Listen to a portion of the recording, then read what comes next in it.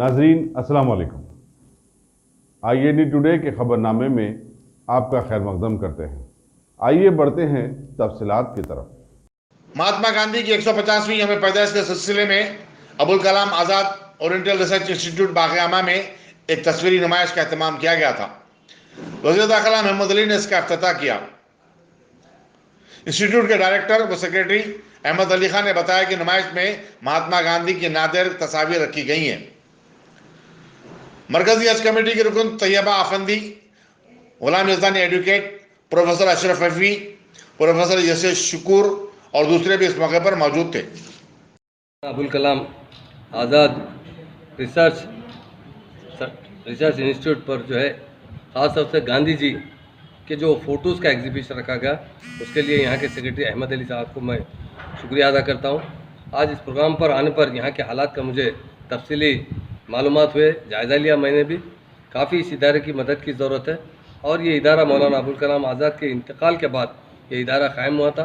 इसको मैं तो समझता हूँ ये तो एक 5-7 एकड़ पे होना चाहिए था आज के दौर के अंदर, क्योंकि उन्होंने जो अपनी ज़िंदगी में तालीमात दी है और ख़ास तौर से आज गांधी जी के जो फ़ोटोज़ यहाँ पर लगाए गए वो भी काबिल तारीफ़ है। एक से एक फ़ोटो है। उन्होंने हिंदुस्तान की आज़ादी में जो हिस्सा लिया था और जो सत्याग्रह किए थे, जो सारे हिंदुस्तान का उन्होंने दौरा किया था, उनके तमाम मुकम्मिल फ़ोटोज़ यहाँ मौजूद है। तकरीबन 200 के करीब यहाँ पर फ़ोटोज़ है, जिसे यहाँ पर एग्जीबिशन के लिए 3-4 दिन के लिए यहाँ पर रखा गया है। तमाम लोगों से गुजारिश करता हूँ यहाँ पर आए। यहाँ पर ख़ास तौर से हमारे उर्दू अकेडमी के साबिक़ा सेक्रेटरी प्रोफेसर शुक्र साहब है, हमारे सीनियर एडवोकेट अहमद, हमारे गुलाम यज़दानी साहब है, और ख़ास तौर से हमारी हज कमेटी की जो मेंबर है तैयबा आफंदी साहिबा है, प्रोफेसर अशरफ रफ़ी साहिबा और श्रीमती फ़ातिमा साहिबा है, बेगम साहिबा। और तमाम का मैं शुक्रिया भी अदा करता हूँ आज के प्रोग्राम के लिए। और ये प्रोग्राम बहुत अहमियत का हामिल था, इसलिए कि एक तो एग्जीबिशन के साथ साथ यहाँ की तरक्की के बारे में मौलाना आज़ाद साहब जो थे ना, अबुल कलाम आज़ाद साहब बहुत बड़े लीडर थे। उन्होंने मक्के में उनकी पैदाइश है, उन्होंने कम उम्र में हिंदुस्तान का रुख किया और बहुत कम उम्र से हिंदुस्तान की आज़ादी में बहुत बड़ा हिस्सा लिया। उन्होंने मुसलमानों की अगर मुकम्मिल कोई क़यादत करने वाले लीडर हिंदुस्तान में गुजरे हैं तो मौलाना अबुल कलाम आज़ाद साहब है। उन पर इस इदारे में रिसर्च किया जाता है और काफ़ी इस इदारे के तहत तकरीबन 89 करीब 90 के करीब 1 बुक्स भी शाये किए गए हैं और मज़ीद 3 बुक्स शाये करने वाले हैं, जिसे तैयार है बुक्स है। उसके लिए कुछ माली इमदाद की भी ज़रूरत है और मुझे यह सुनकर अफसोस भी हुआ कि इस इदारे को माली इमदाद बड़ी सही तरीके से नहीं मिल रही। इंशाल्लाह मैं कल ही हमारे मिनिस्टर साहब को और उर्दू अकेडमी के चेयरमैन साहब को तवज्जो दिलाते हुए इस इदारे की जो इमदाद रुकी हुई है इसे जारी कराऊँगा और उसमें इजाफा का भी ख्वाहिश की गई, ज़रूर उसमें इजाफा किया जाएगा। और मुझे मेरी MLC फ़ंड से भी मैं इससे गुजारिश की गई कि उसमें कुछ मदद की जाए। जो भी मेरे MLC फ़ंड से अगर जो काम हो सकता है, जो रूल्स में आ सकता है, 100% मैं कराऊँगा। उसमें चाहे कितने भी पैसे खर्च हो, ऐसी कोई बात नहीं है। और ये ख़ास तौर से मौलाना अबुल कलाम आज़ाद की हम लोग बहुत इज़्ज़त करते हैं, क्योंकि वो ऐसे कायद थे, हमें तालीम की तरफ राग़िब करने वाले थे। हमारी आज़ादी की डेमोक्रेसी के अंदर जो हमारे हुक़ूक़ है उसके बारे में उन्होंने कहा। और वो एक ऐसे उस वक्त के ऐसे महान और महात्मा लीडर थे जो पाकिस्तान की क़याम की सख्त मुखालिफ थे। वो नहीं चाहते थे कि हिंदुस्तान के टुकड़े हो, जबकि ब्रिटिश लोगों का एक साजिश थी कि हिंदुस्तान को तोड़ा जाए। आज हिंदुस्तान में हिंदुस्तान, पाकिस्तान और बांग्लादेश ये तीनों मुल्क मिलकर एक साथ रहते तो सारी दुनिया में सबसे बड़ा मुल्क रहता था और बहुत तेज़ी से तरक्की करता था। क्योंकि पाकिस्तान बनने के बाद से उन्होंने 1941, 45, 44 के स्पीचेस मैंने सुना है, वो स्पीचेस को लोग व्हाट्सएप पर डाले हैं, तो उसमें बताया उन्होंने कि अगर हिंदुस्तान के टुकड़े किए जाएंगे तो दोनों में सख्त इख्तलाफ होगा। कई ऐसे वजूहत रहेंगे जो लोग साजिश करते हुए हमें आपस में लड़ाते रहेंगे। बनने से नहीं बनना बेहतर है। दोनों के लिए, हिंदू भाइयों के लिए और मुसलमान भाइयों के लिए भी एक जगह मिलजुल कर रहना बहुत अच्छी बात है।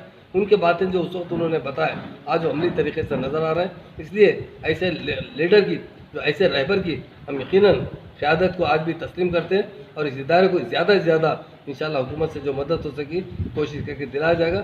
इंशाल्लाह आगे भी ये इदारा मैं समझता हूँ इसकी जो देखने के बाद इसकी जो वसअत है ये मुझे तो बहुत छोटी नज़र आई, क्योंकि बहुत सी जगह बहुत से ज़मीनात हमने दी है।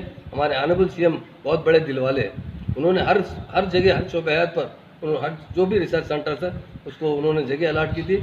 और ये क्योंकि मस्जिद के अंदर छोटी सी जगह, इंशाल्लाह आगे मैं हमारे सेक्रेटरी अहमद अली साहब से भी गुजारिश करूँगा, आप एक दरख्वास्त दीजिए, मैं खुद रिकमेंड करूँगा कहीं 1 एकड़ ज़मीन अगर अलर्ट की जाएगी, हमारे सीएम साहब से गुजारिश करेंगे तो वहाँ एक बड़ा रिसर्च सेंटर बनाकर वहाँ से अच्छे हम किताबें करेंगे।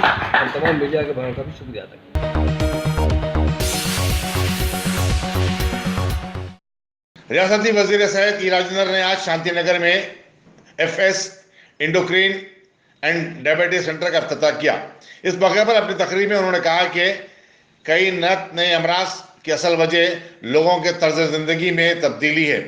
मजीद ये कि लोग अच्छी और सेहतमंद ग़िज़ाओं के बजाय अब फास्ट फूड पर इन्हिसार करने लगे हैं। वज़ीर दाखिला महमूद अली ने कहा कि हैदराबाद खासकर पुराना शहर शुगर के अमराज का हब बनता जा रहा है। लोग शुगर टेस्ट करवाने तक आगे नहीं आ रहे हैं। बर वक्त तशखीस करवाई जाए तो ज़ियाबतीस मर्ज पर काबू पाया जा सकता है।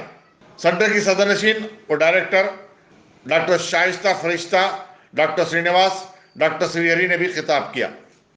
నగర్లో FS ఎండోక్రైన్ అండ్ డయాబెటీస్ సెంటర్గా ఇనాగ్రేషన్ చేశారు. తప్పకుండా ఓల్డ్ సిటీలో అంటే ఈ చాలా పెద్ద హాస్పిటల్ ఓపెన్ చేశారు. ఓల్డ్ సిటీలో చాలా అవసరం ఉంది హాస్పిటల్కి. చాలామంది ఏం చేస్తున్నారు అంటే న్యూ సిటీలో హైటెక్ సిటీలో హాస్పిటల్ కడుతున్నారు. ఎందుకంటే ఓల్డ్ సిటీలో ఎంత అఫోర్డ్ చేసిన కెపాసిటీ లేదు. చాలా థిక్ పాపులేషన్ ఉంది ఇక్కడికి. ఫైనాన్షియల్గా చాలా బ్యాక్వర్డ్నెస్ ఉన్నారు. అలాగే నేను ఇద్దరు డాక్టర్స్ టీంకు నేను చాలా పేమెంట్తో చెప్తున్నాను. తప్పకుండా ఈ హాస్పిటల్ ద్వారా ఈ సంతోష్ నగర్ పక్క ఉన్నారు అందరికీ చాలా ఫెసిలిటీస్ ప్రొవైడ్ చేస్తున్నారు. మంచి ల్యాబ్ ఉంది. అందరూ నా పేమెంట్తో స్వాగతం.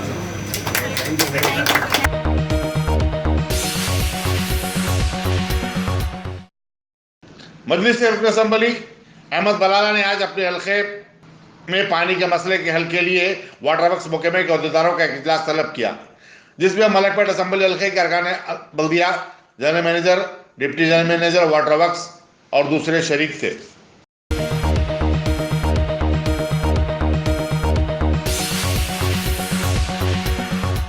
क्या आपने उम्रा का इरादा कर लिया है तो फिर अकबर ट्राइबल सर्विसेज को तरजीह दें। हज उम्रा करने वालों के लिए क्वालिटी सर्विस ऐसी कि आप मुद्दतों भुला ना पाएं और इंडिविजुअल्स की सहूलत भी।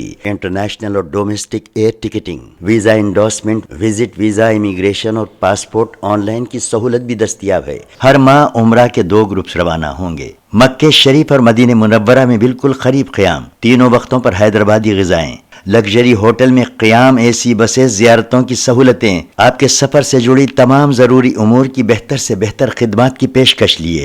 मैनेजिंग डायरेक्टर सैयद शाह मुजाहिद हुसैनी, अकबर ट्राइबल सर्विसेज, सालार जंग कॉम्प्लेक्स, दीवान देवड़ी, हैदराबाद।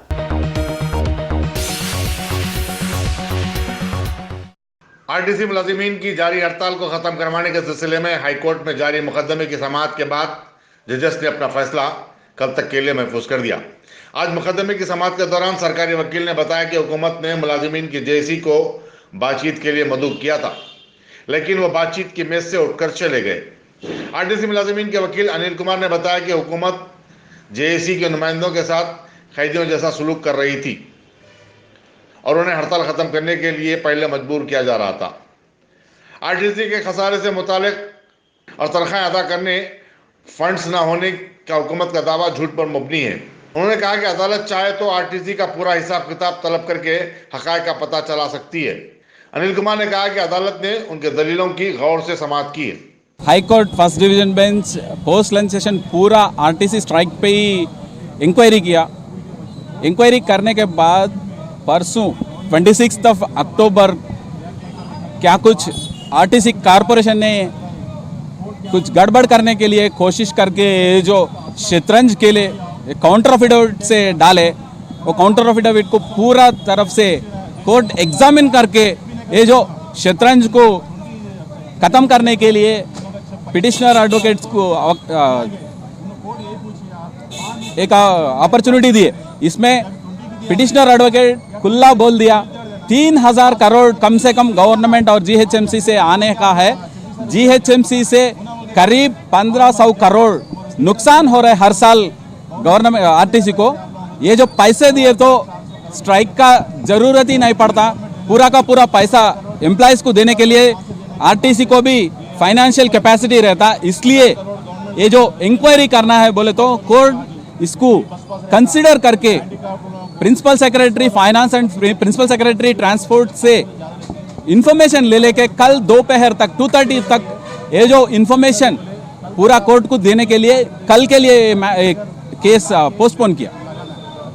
साहब के सामने केस आया,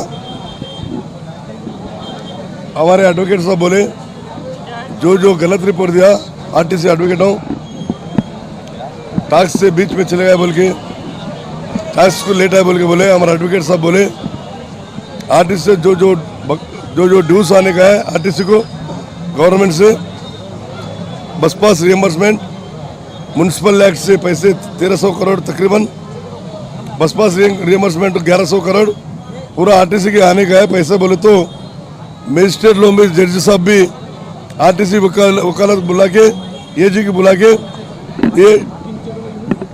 ये सेवेंथ पिटिशनर साहब, सेवेंथ पिटिशनर का एडवोकेट जो बोले सो बात तो 2400 करोड़ तकरीबन देना करते सही है क्या बोले पूछे तो एडवोकेट जनरल बोले मेरा कहने सही हिसाब नहीं है, रिकॉर्ड्स नहीं है, मेरे 2 दिन टाइम दे बोले।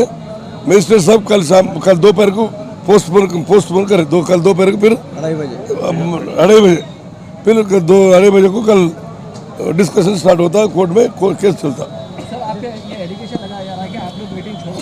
नहीं वो गलत है, आप लोग मेहरबानी करके वो वीडियो भी निकाले वो दिन, जब जाके देखे तो जब मालूम होता। वो लोग वीडियो बंद करके हम चले जा रहे, बोले जाओ सब बोल के। हम बोले आप कभी भी बुलाए तो आते साहब 1 घंटा के बाद बुलाओ हमारे को, 1 घंटा हम हमारे लोगों डिस्कशन कर लेते, 1 घंटे के बाद बुलाओ, 2 घंटे बाद नहीं तो कल संडे तो भी बुलाओ बोल के हम बोल गए। और कल दोपहर में हमें एक लेटर भी भेजा एमडी के व्हाट्सएप में, साहब आप बुलाए तो हम आने को तैयार है बोल के एक लेटर भी देख भेजा। एमडी से अभी तक रिस्पॉन्स नहीं है। सब नए 4 डिमांड्स की बात हो रही, क्या है वो 4 डिमांड्स? 4 डिमांड है जी, हम ऐसा यूनिफॉर्म का पैसे होना, मेडिकल रिइंबर्समेंट पैसा होना, रिटायरमेंट वाला का 10 करोड़, ऐसा 4 डिमांड बोले।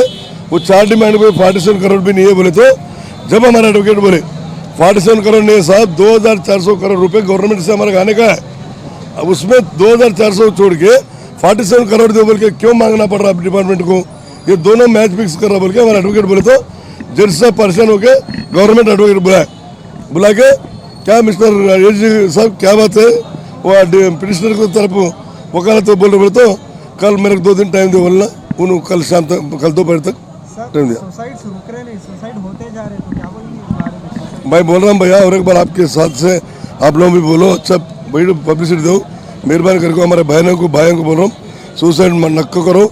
जो भी है कल डिमांड हासिल हो तो सुसाइड कर रहे तो फायदा नहीं है, तुम लोगों का सुसाइड कर रहा ना हो, वो पूरा हमारा आपके घर वाला को तकलीफ दिया है, पूरा आरटीसी वर्करों भी बहुत दुख में, मेहरबानी करके वो काम नहीं करना बोल के बोलो। इसका पिटीशन डालते क्या? 12 डेथ्स हो गए, पिटीशन कौन जिम्मेदार, इसके कौन रिस्पांसिबल है? पहले वो घर वाला कंप्लेंट देना पड़ता है, वो घर वाला कंप्लेंट देता जब देखते यूनियन पीछे रहते।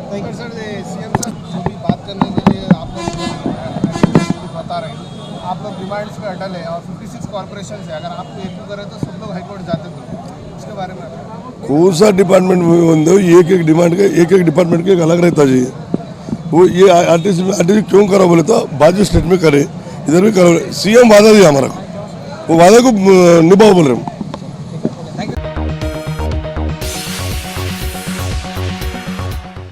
आरटीसी मुलाजिमीन के जेएसी के कन्वीनर अश्वत्थमा रेड्डी ने कहा कि मुलाजिमीन की हड़ताल उनके मुतालबात कबूल किए जाने तक जारी रहेगी और आने वाले दिनों में हड़ताल में मजीद शिद्दत पैदा की जाएगी।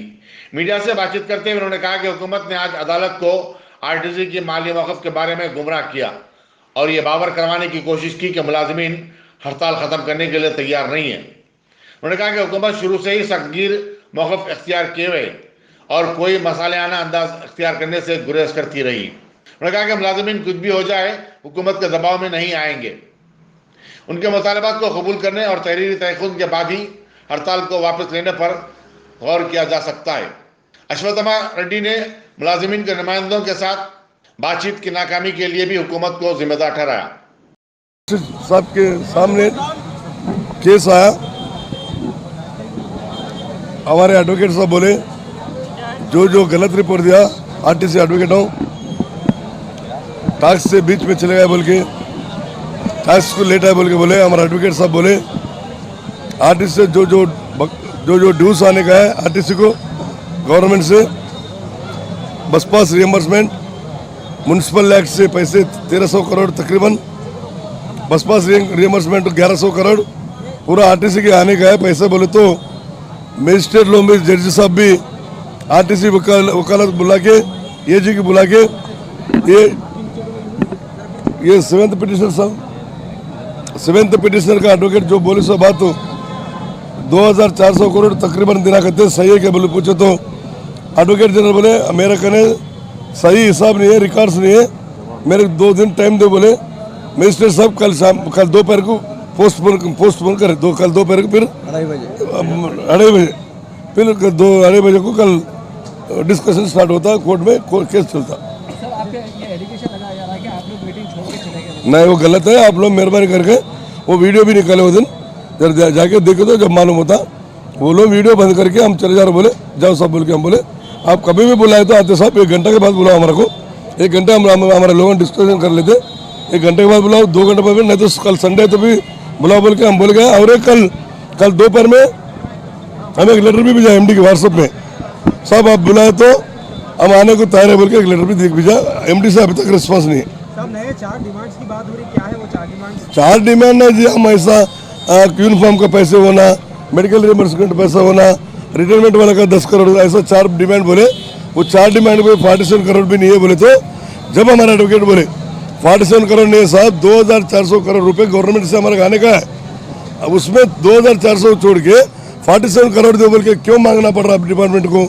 ये दोनों मैच फिक्स कर रहा बोल के हमारा एडवोकेट बोले तो जज साहब परेशान होके गवर्नमेंट एडवोकेट बुला के क्या मिस्टर एजी साहब क्या बात है, वो पिटिशनर की तरफ वकालत बोल रहे बोले तो कल मेरे को 2 दिन टाइम दे बोलना, उन्होंने कल शाम तक, कल दोपहर तक टाइम दिया। सुसाइड रुक रहे नहीं, सुसाइड होते जा रहे, तो क्या बोलेंगे इस बारे में? मैं बोल रहा हूँ भैया, और एक बार आपके साथ से आप लोग भी बोलो, अच्छा बड़ी पब्लिसिटी दो, मेहरबानी करके हमारे भाइयों को बोल रहा हूँ, सुसाइड नक्को करो। जो भी है कल डिमांड्स हासिल हो तो सुसाइड कर रहे तो फायदा नहीं है, तुम लोगों का सुसाइड कर रहा ना हो, वो पूरा हमारा आपके घर वाला को तकलीफ दिया है, पूरा आरटीसी वर्करों भी बहुत दुख में, मेहरबानी करके वो काम नहीं करना बोल के बोलो। इसका पिटीशन डाल देगा, 12 डेथ्स हो गए, पिटीशन कौन जिम्मेदार, इसके कौन रिस्पांसिबल है? और पहले वो घर वाला कंप्लेंट देना पड़ता है, वो घर वाला कंप्लेंट देता जब देखते यूनियन पीछे रहते। सर सीएम सर जो भी बात करने के लिए आप लोग बता रहे हैं, आप लोग डिमांड्स पे अटल है और 56 कॉर्पोरेशन है, अगर आपको एक करे तो सब लोग हाईकोर्ट जाते तो उसके बारे में कौन सा डिपार्टमेंट में बंदे हो, एक डिमांड का एक डिपार्टमेंट के अलग रहता चाहिए। वो ये आरटीसी क्यों करो बोले तो बाजू स्टेट में करे, इधर भी करो, सीएम वादा दिया हमारा को, वो वादा को निभाओ बोल रहे हम।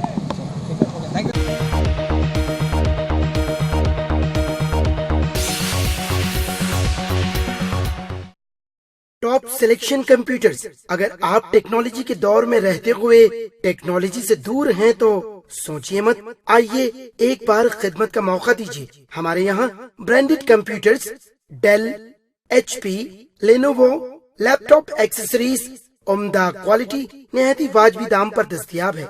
स्कूल, कॉलेज, कॉर्पोरेट, ऑफिस वगैरह में बल्क क्वांटिटी में सप्लाई की जाती है। इसके साथ साथ हमारे यहाँ माहिर टेक्नीशियंस की निगरानी में रिपेयर की सहूलत भी मौजूद है। अगर आप अपने घर, दुकान, सोसाइटी, स्कूल वगैरह को सेफ और क्राइम फ्री बनाना चाहते हो तो इंस्टॉल कीजिए CCTV कैमरा जो HD क्लियरिटी के साथ दस्तयाब है। गुज़िश्ता 10 साल से मुल्क भर में अपनी इन तमाम खिदमात को जारी रखते हुए आपके एतमाद को बरकरार रखने वाला नाम top selection computers, Vijayanagar colony beside Riyan hotel Hyderabad. Director Syed Rashid Ali. Phone 9849715954। Top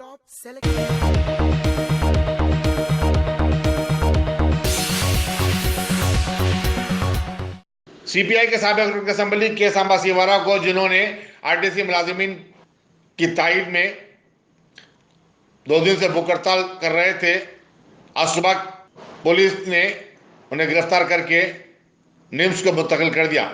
वो गुज़िश्ता 2 दिन से भूख हड़ताल पर थे।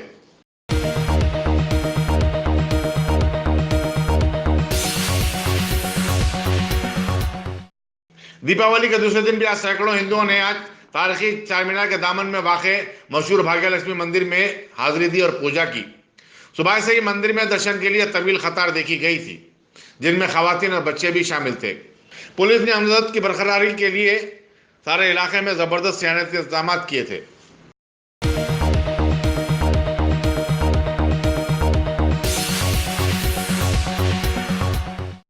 रचाकुंडा पुलिस ने खातून को अपनी मां के कत्ल के सिलसिले में गिरफ्तार कर लिया है।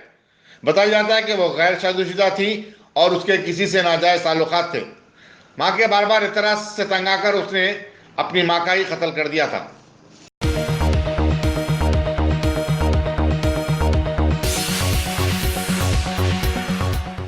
सिटी पुलिस ने मुबैना रौडी शीटर मोहम्मद मजीदुद्दीन उर्फ शिमलान को पीडी एक्ट के तहत गिरफ्तार करके जेल को भेज दिया है।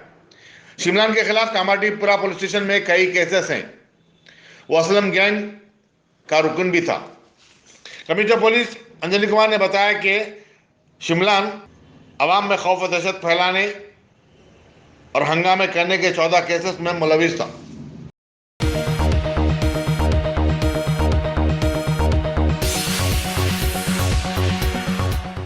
हरियाणा में बीजेपी के साथ जन नायक जनता पार्टी के इत्तेहाद के फौरी बाद पार्टी सदर दुष्यंत चौटाला के वालिद अजय चौटाला को जो जेल में थे रिहा कर दिया गया।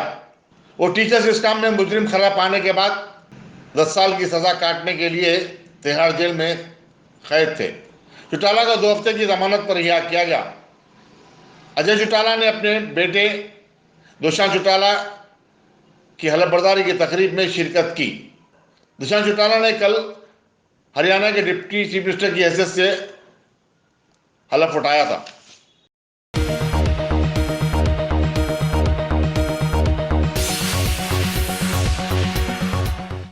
साबिक मरकजी वज़ीर फाइनेंस पी चिदम्बरम को आज शाम पेट में दर्द की शिकायत पर दिल्ली के एम्स हॉस्पिटल में शरीक करवा दिया गया है।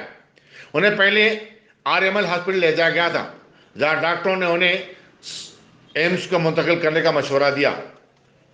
यहाँ बताना जरूरी होगा कि चिदम्बरम गुज़श्ता तकरीबन 2 महीने से ईडी की तहवील में है।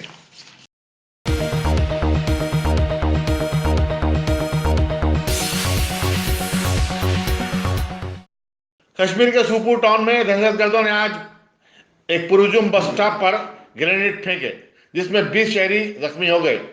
इनमें से 6 शदीद जख्मियों को श्रीनगर के दवाखाने में भर्ती करवा दिया गया है। यह हमला ऐसे वक्त पेश आया जबकि यूरोपीय यूनियन ममालिक अरकान पार्लियामेंट कल से वादी का दौरा करने वाले हैं।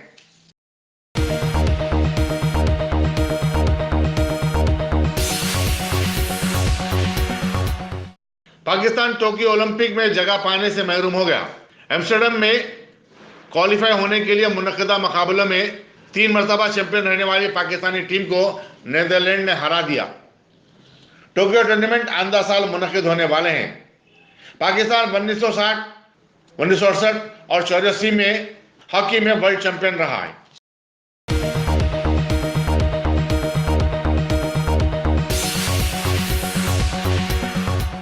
बोयनपल्ली पुलिस ने सास के घर में सरखा की संगीन वारदात अंजाम देने वाली बहू और उसके दीगर 3 साथियों को गिरफ्तार कर लिया है और उनके कब्जे से 80 लाख रुपए मालियती, तलाई और चांदी के जेवरात को बरामद कर लिया। साथ में एक कार को भी, जिससे इर्तिकाब जुर्म इस्तेमाल किया गया था, जब्त किया गया।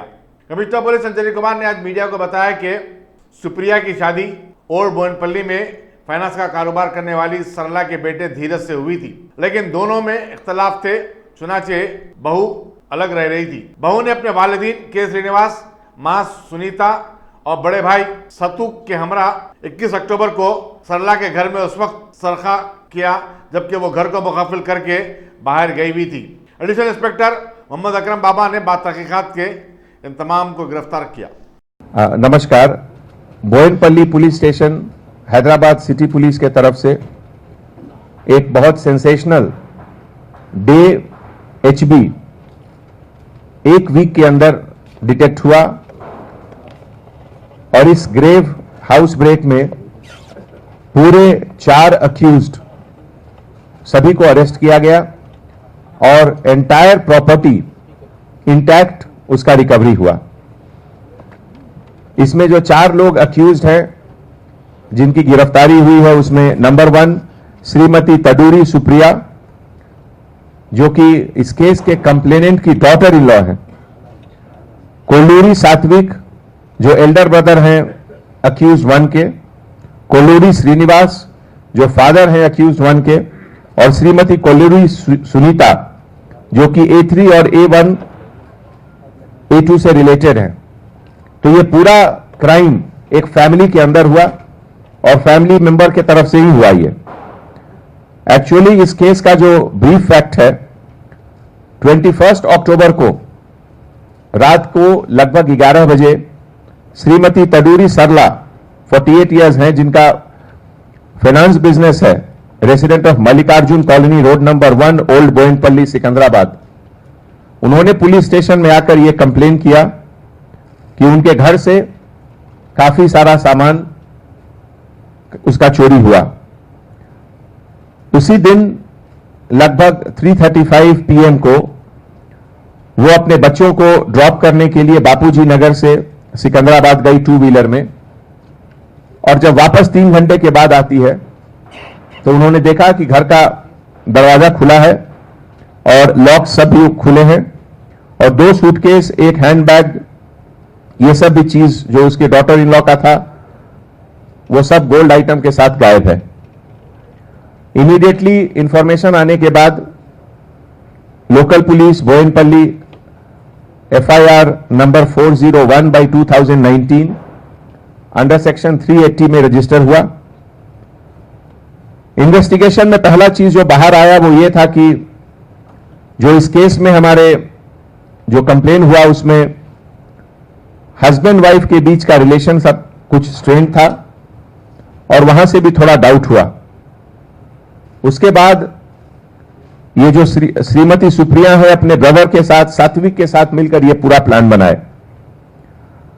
तो ये सब में जब शुरू में इंट्रोगेशन हुआ और खास करके जब CCTV फुटेज का एनालिसिस हुआ तो बहुत सारे क्लूज बाहर आए और कॉम्प्लिसिटी ऑफ A1 बिल्कुल स्टैब्लिश हुआ। उसके बाद साइंटिफिक इंट्रोगेशन और analysis of CCTV footage camera से एक कार का नंबर AP28BG2005, उस कार का भी इन्वॉल्वमेंट सामने आया।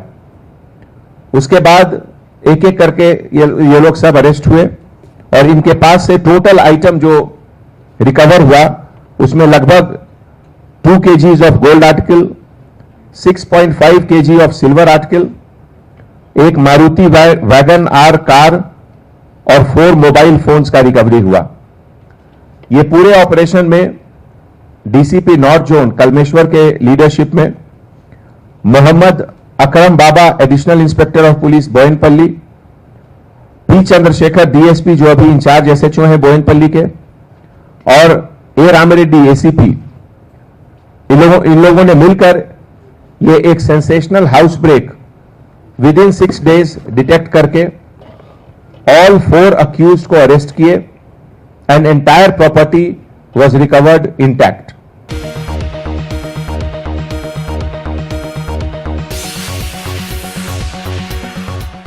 अगर आपने हमारे चैनल को सब्सक्राइब नहीं किया है तो आपको यहाँ सब्सक्राइब बटन दिख रहा है, उसे क्लिक करिए और सब्सक्राइब कीजिए, और साथ ही साथ बेल आइकॉन को भी क्लिक करिएगा जिससे कि आपको ताज़ा अपडेट मिलते रहें।